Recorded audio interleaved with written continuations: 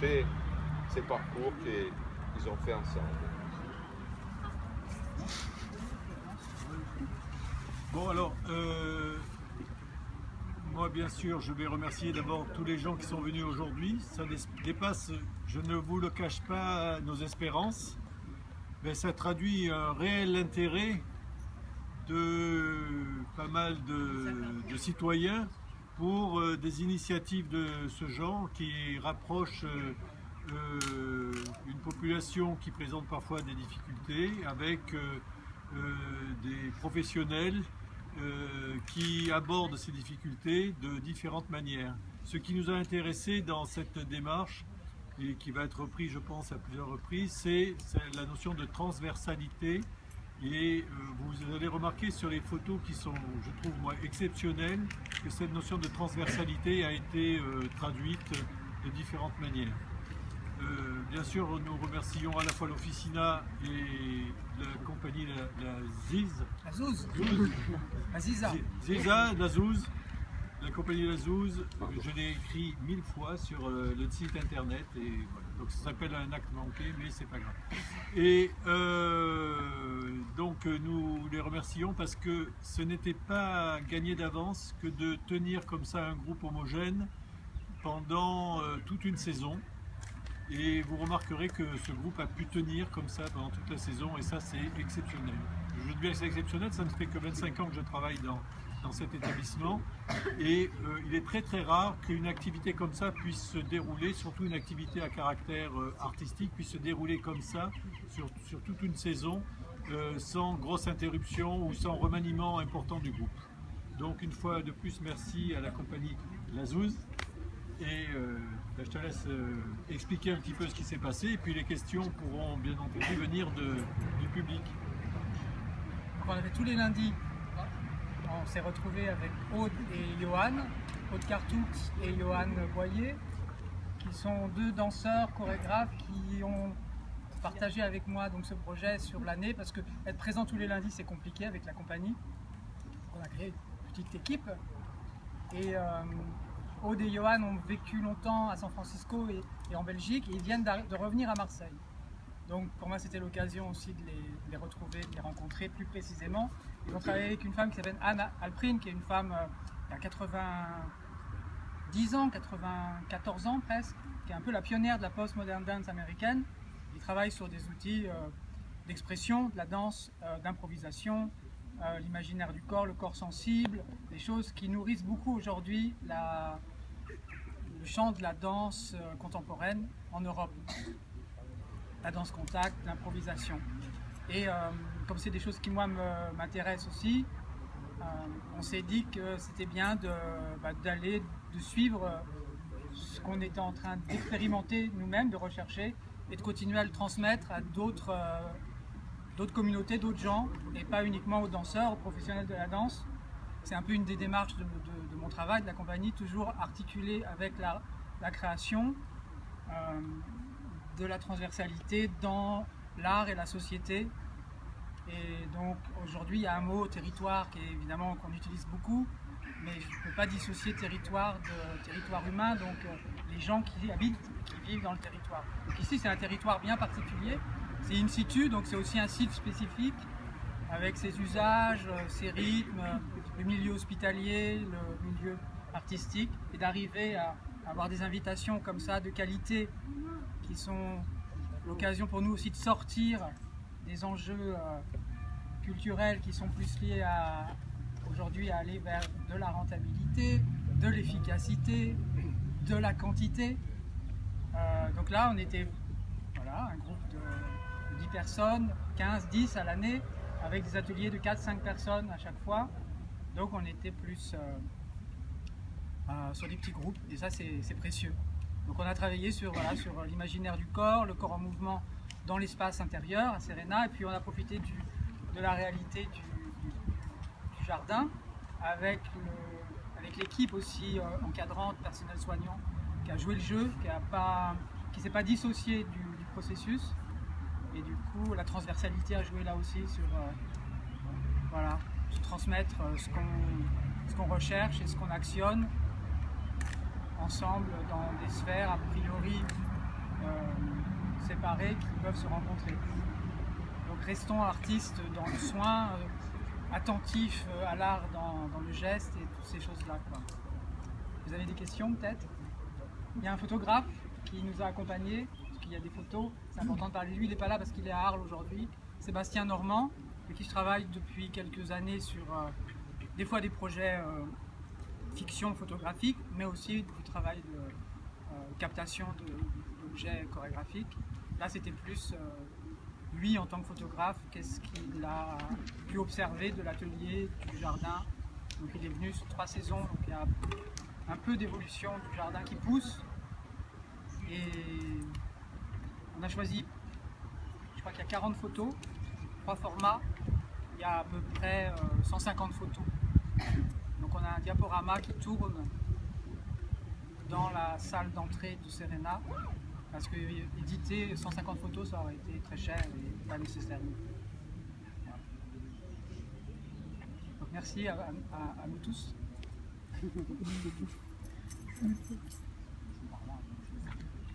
Qu'est-ce qu'on pourrait dire d'autre? Pourvu que ça dure. Ça dure. Dure. Pourvu que ça dure. Ça dure. Pourvu que ça dure.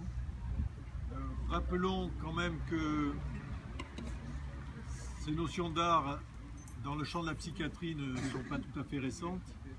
Et citons l'expérience de Toscaïès à Saint-Alban, qui a pu introduire l'art dans la prise en charge des patients.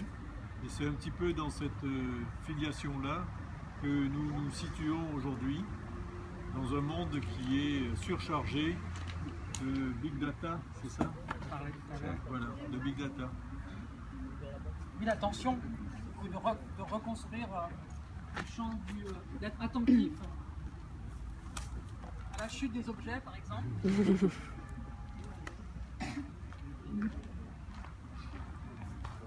Oui, voilà, comment on peut éviter d'être dispersé dans les appareils et dans le champ de la communication, de la publicité, de la surexcitation aussi mentale et du corps, et se donner 1h30 par jour pour reconcentrer l'attention à soi, l'attention à l'autre, à l'imaginaire, à la poésie. Je dirais c'est un enjeu esthétique important. Donc c'est pas tant un projet art et social, c'est plus un projet esthétique, dans le sens forme de vie. Quelle forme de vie on se donne à expérimenter, comment on est acteur de sa vie et en mouvement. Le jardin est une belle métaphore de ça aussi. Le jardin en mouvement de Gilles Clément, ça reste une belle idée.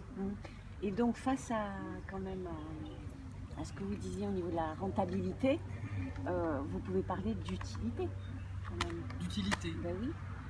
Parce que ce qu'on voit, moi c'est ce que j'ai vu en regardant les photos, en vous écoutant, au niveau du résultat, il y a une vraie utilité d'action comme celle-ci. Est-ce que oui, vous êtes d'accord avec ça ou... Oui, c'est utile, je pense que ça nous procure du plaisir, donc c'est utile dans le... Voilà. Pour les jeunes, Non. voilà. Pour les jeunes, ça. Mais après... C'est plus une nécessité pour moi. C'est plus une nécessité qu'une utilité. Mais il y a le résultat et puis il y a le besoin. En tout cas, je pense qu'on a tous besoin de se sentir inclus dans un corpus social, dans une citoyenneté. Et il me semble que des initiatives de ce genre permettent aussi de retrouver une participation dans un corpus social en ayant une meilleure image de soi-même. Je ne sais pas si j'arrive à me faire comprendre. C'est-à-dire restaurer une meilleure image de soi-même dans un environnement, que ce soit un jardin, que ce soit à l'intérieur de l'hôpital ou à l'extérieur. Il se trouve que là, ça s'est focalisé sur 2 espaces, un intérieur et un extérieur. C'est très utile, c'est nécessaire aussi pour pouvoir être affirmé dans d'autres secteurs, notamment dans le secteur urbain par exemple. Et ça, c'est très utile pour les jeunes gens en construction d'adultes et de leur permettre un petit peu de retrouver ces petites ficelles-là qui vont leur permettre après de s'inscrire dans un univers qui, à un moment donné, leur échappe, ou leur univers propre aussi leur échappe. Et cette jonction-là entre un espace interne, un espace externe, avec la médiation d'activités artistiques, et notamment d'activités artistiques où la gestuelle, le corporel entre en ligne de compte, ça nous paraît extrêmement important. J'ai l'impression de faire un topo là, donc je me déteste.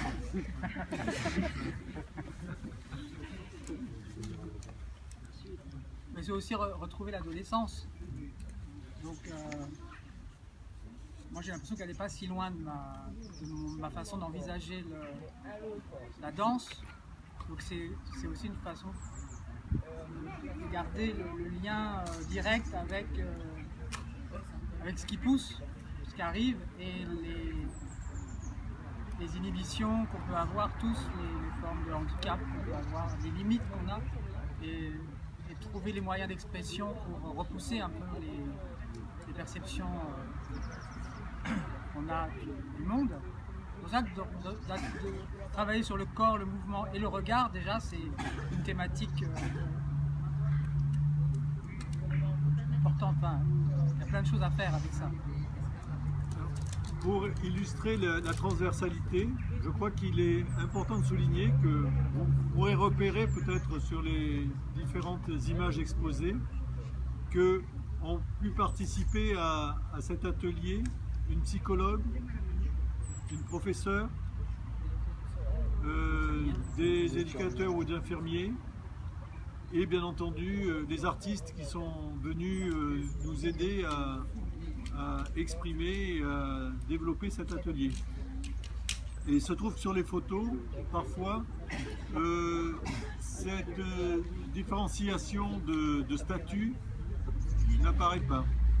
Et ça me paraît extrêmement important pour le travail que nous avons à faire par la suite et dans notre positionnement vis-à-vis des patients qui nous sont confiés.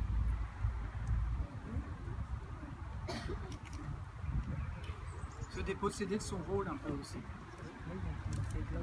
Ça c'est intéressant d'un seul coup de mettre le rôle qu'on a à jouer, de garder les outils et la concentration, mais de ne pas surjouer son rôle, juste être là et faire ce qu'on a à faire en contact à un autre corps, à une autre être. Et se laisser altérer par ça, ça reste des cadeaux. Alors des fois c'est plus compliqué que d'autres, on a du mal à ouvrir l'accès, dès que ça part, ça rend heureux, quoi. Alors je vais enchaîner parce qu'en fait on a préparé des topos, donc c'est un coup à lui, un coup à moi, un coup à lui, un coup à moi. Hein mince, j'ai perdu le film. J'ai une question. Oui. Dans les ateliers, est-ce qu'à un moment donné, tu as utilisé la musique? J'ai oublié de... Jamais. D'accord. Le son est arrivé. Voilà, le son ici. À l'intérieur, on a reconstruit le son avec la salle où il y a les objets, les balles, les formes, les volumes, les bois, les choses. Donc c'est vrai que très vite, ils ont eu envie d'amener du rythme, de la percussion, faire sonner les objets, la parole. Et ça fait du son.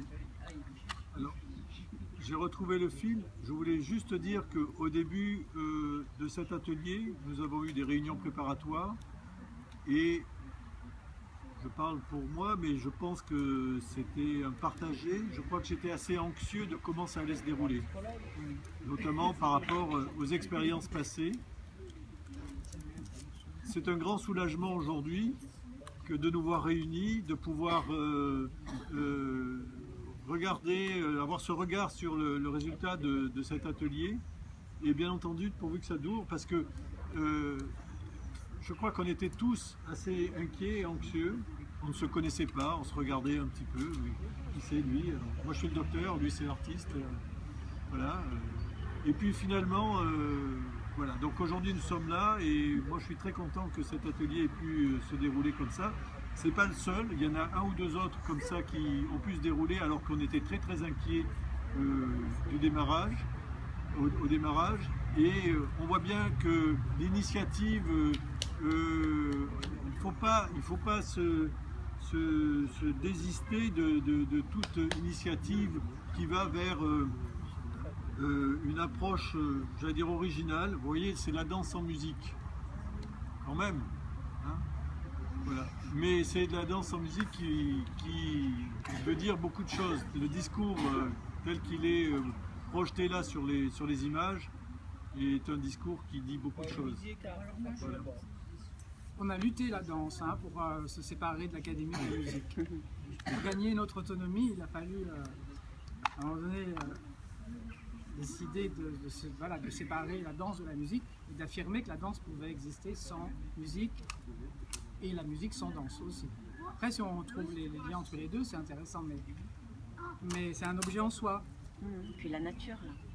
Et c'est aussi la danse et la vie. Du coup, le projet, je reparle de Anne Alprin un peu, qui a quelque part un peu nourri l'imaginaire de l'atelier.